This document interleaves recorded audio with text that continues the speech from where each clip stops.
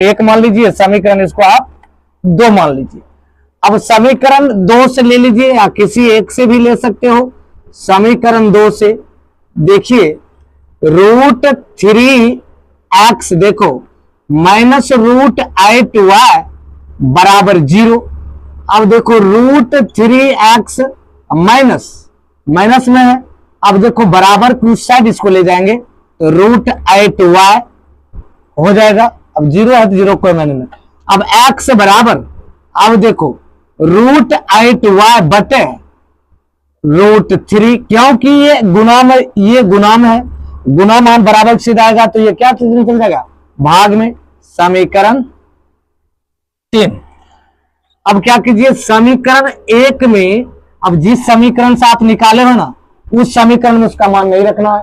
समीकरण रखेंगे अब किस में, 1 में। समीकरण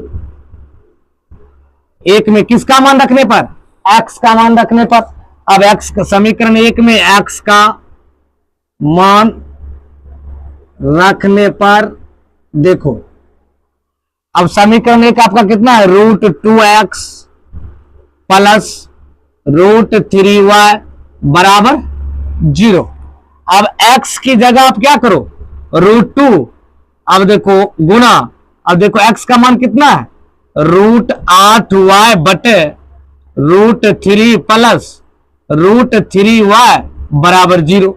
अब यहां तक इसको इसमें गुना करो, ये कितना हो जाएगा √16y बटे √3 प्लस √3y बराबर 0। यहां तक आ गया ना। देखो रूट से बाहर y बाहर है। अब इसको देखो, इसको लिख लीजिए, यहां लिखिए क्या, √16 का, ध्यान दो, √16 का वर्गमूल 4 हो जाएगा, y तो y हो जाएगा। अब देखो बटे √3 प्लस √3y बराबर 0। अब यहां में कुछ है तो आप 1 ले लीजिए। 1 लेने के बाद ये 4y प्लस ये दोनों कैल्शियम कितना हो जाएगा √3 ये हो जाएगा। अब इसमें गुना करो, ये हो जाएगा √3 गुना √3 3y बराबर 0। अब इसको देखो, यहां तक तो समझ गए। अब इसको क्या करो, ये 4 इसको इसमें गुना करो, हो 4 3 7y बटे √3 बराबर 0।